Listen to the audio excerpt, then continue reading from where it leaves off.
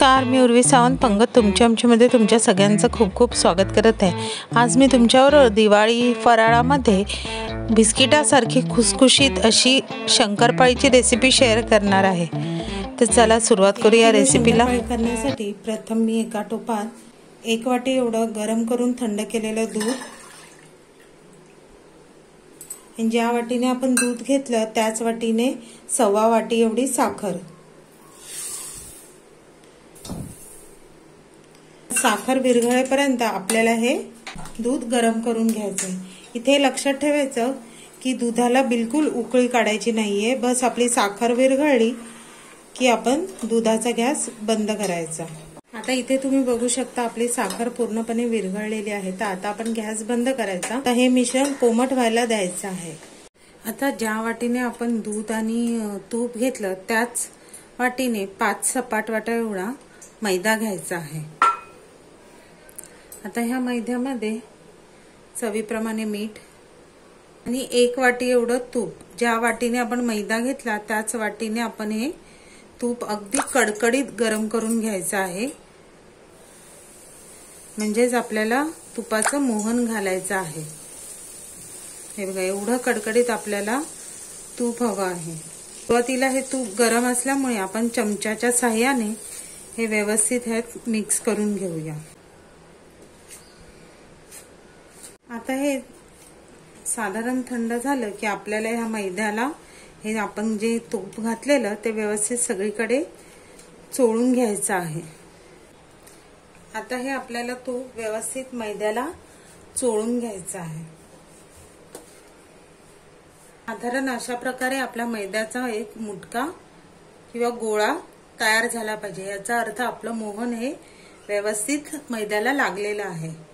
आता हे जे साखरेचं आणि दुधाचं मिश्रण आहे ते कोमट झालेलं आहे। आता ते आपण थोडं थोडं घालून आता इथे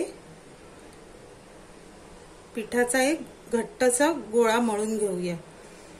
अगदी थोडं थोडं घालूनच आपल्याला हे पीठ मळायचं आहे।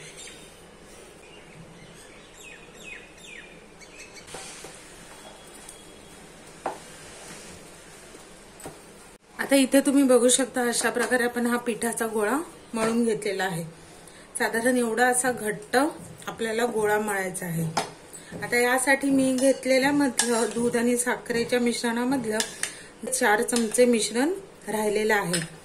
आता हे पीठ असंच आपण 10 मिनिटांसाठी मुरत ठेवायचंय।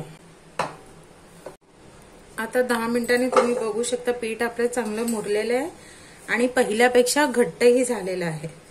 हे काय करायचं, ह्याचे आपण जसे पुरीला मोठे मोठे उंडे करतो की नाही तसे मोठे मोठे उंडे बनवून घ्यायचे। आता इथे मी 4 उंडे बनवून घेतले आहेत। आता त्याच्या आपण पोळ्या लाटूया। आता पोळ्या लाटण्यासाठी इथे एका फुलपाटावर मी एक उंडा घेऊन आपण तो लाटून घेऊया।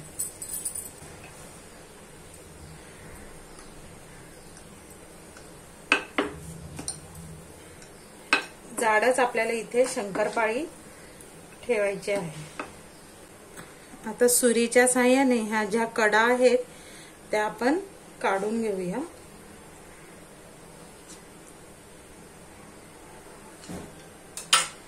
म्हणजे आपल्याला एक व्यवस्थित असा चौकोन मिळेल।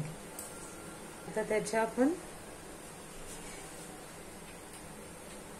चौकोनी आकाराच्या शंकरपाळ्या कापून घेऊया।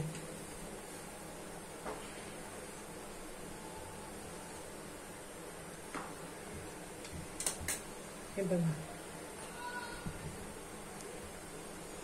एवढ्या जाड मी इथे ठेवलेल्या आहेत। आता अशाच प्रकारे आपण सगळ्या शंकरपाळ्या कापून घेऊया। आता हे बघा, अशा प्रकारे मी या सगळ्या शंकरपाळ्या कापून घेतलेल्या आहेत। तर आता आपण तळायला सुरुवात करूया। तेल आपल्याला इथे जास्त कडकडीत नकोय, साधारण कोमट गरम असं झालं की आपण त्याच्यात एक एक शंकरपाळी घालूया।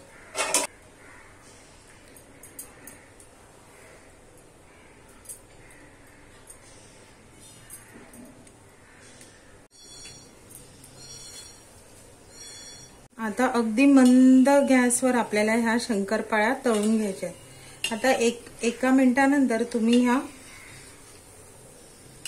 फ्लिप करायच्या आणि अशाच आलटून पालटून आपल्याला ह्या सगळ्या शंकरपाळ्या तळून घ्यायच्या आहेत।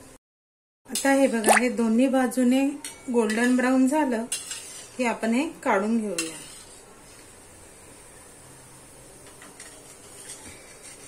आता अशा प्रकारे आपण सगळ्या शंकरपाळ्या तळून घेऊया। अशा प्रकारे आता आपल्या ह्या सगळ्या शंकरपाळ्या तळून झालेल्या आहेत। आता मी तुम्हाला एक शंकरपाळी मोडून दाखवते।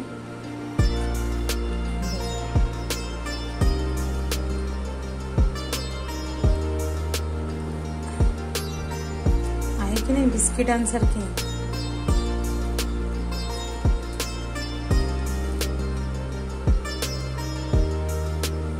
जर तुम्हाला माझी ही शंकरपाळीची रेसिपी आवडली तर रेसिपीला नक्की लाईक करा, शेअर करा। चॅनलवर नवीन असेल तर चॅनलला सबस्क्राईब करा आणि नवीन व्हिडिओच्या नोटिफिकेशनसाठी बेल आयकॉनला प्रेस करायला विसरू नका। तोपर्यंत मस्त राहा।